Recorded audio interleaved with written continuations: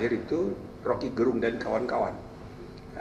Walaupun tidak lama dia, tapi memberi masukan yang saya anggap cukup serius. Seperti biasa dia cara berpikirnya itu out of the box juga. Jadi tinggal kami berdua. Alhamdulillah saudara, hari ini hari terakhir kami mengundang masukan dari berbagai kalangan. Hari ini ada 8, ada lembaga negara kayak Komnas HAM, Komnas Anak, kemudian ada Dewan Pers, ya kan? Itu lembaga-lembaga semi negara. Ya, sebenarnya lembaga negara dalam arti lembaga independen. Tapi juga ada masyarakat, tokoh-tokoh masyarakat seperti dari kalangan kedokteran forensik. Nah, ini hal baru yang kami dengar selama sudah lebih dari 80 kelompok. Ini hal baru yang menuntut supaya ada independensi kedokteran forensik. Nah, itu ide yang bagus. Terus ada lagi dari kelompok-kelompok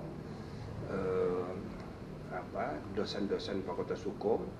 Hal baru kedua disampaikan adalah mengenai hukum adat sebagaimana sudah diadop di dalam KUHP baru yang akan berlaku nanti mulai 2 Januari. Tetapi di KUHP-nya tidak diatur mengenai bagaimana mekanisme penerapan hukum adat itu di dalam pidana. Nah, itu hal yang kedua yang termasuk hal baru yang kami catat, kita usulkan menjadi agendanya pemerintah, yang kebetulan Pak Yusril sebagai Menko Hukum, HAM dan IMIPAS hadir tadi, sehingga ini bisa di follow up ya. Ada lagi yang lain, kelompok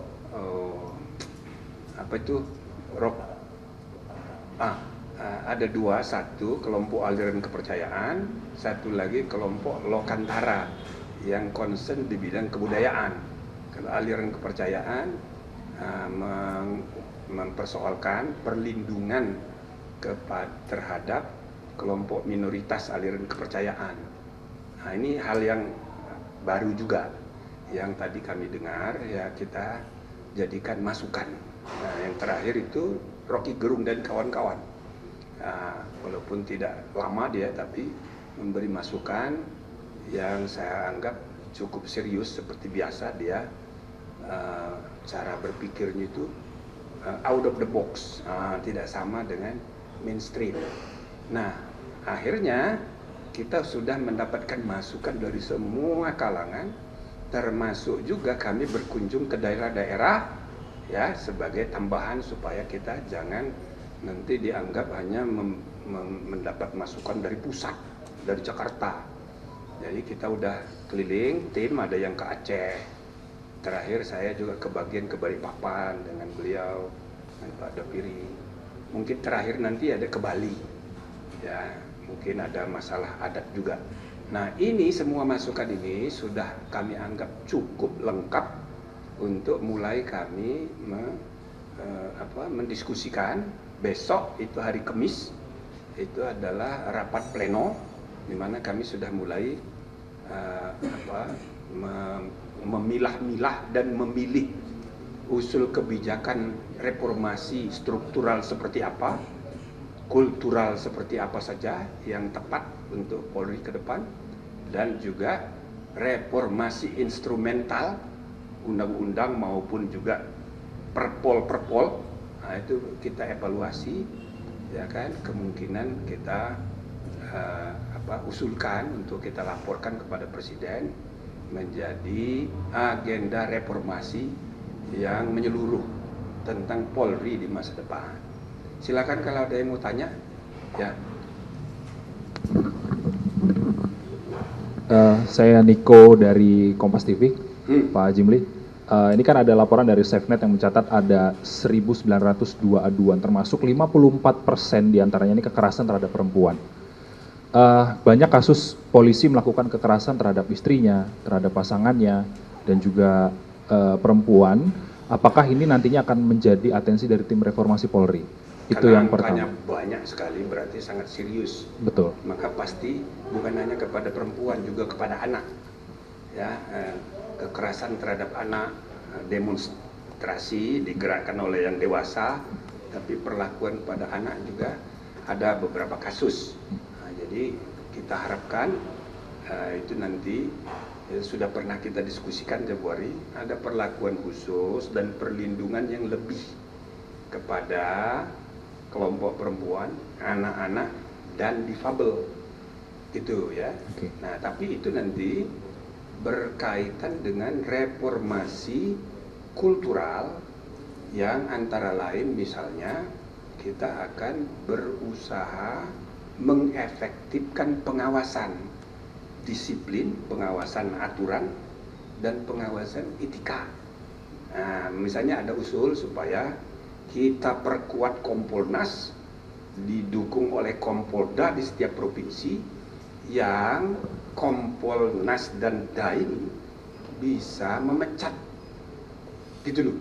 Dan itu harus efektif, seperti DKPP yang kita dirikan, yang saya pimpin pertama kali 2012 dulu.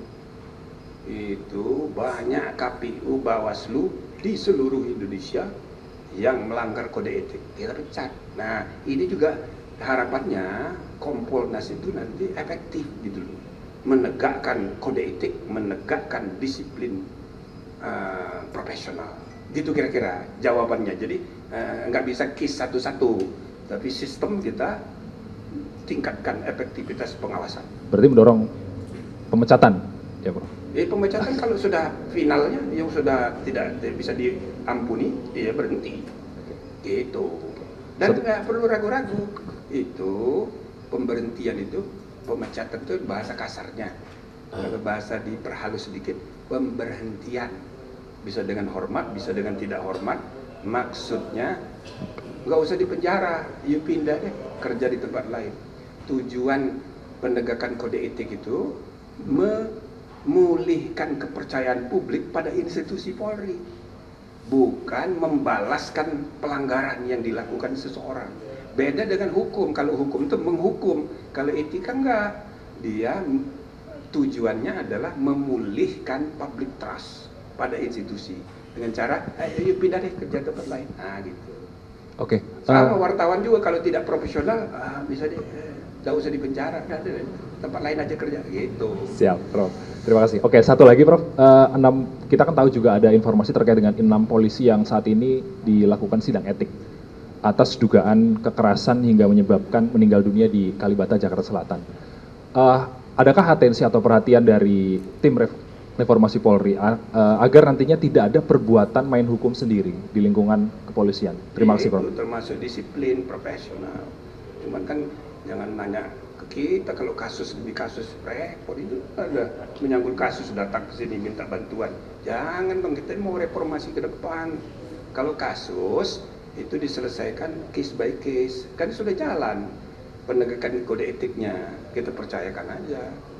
Nah, tentu para hakim yang mengadili gitu ya, anggota komisi yang mengadili penegakan kode etik, dia kan sudah lihat gelagat reformasi ini, tentu dia akan lebih baik, nggak berpura gitu.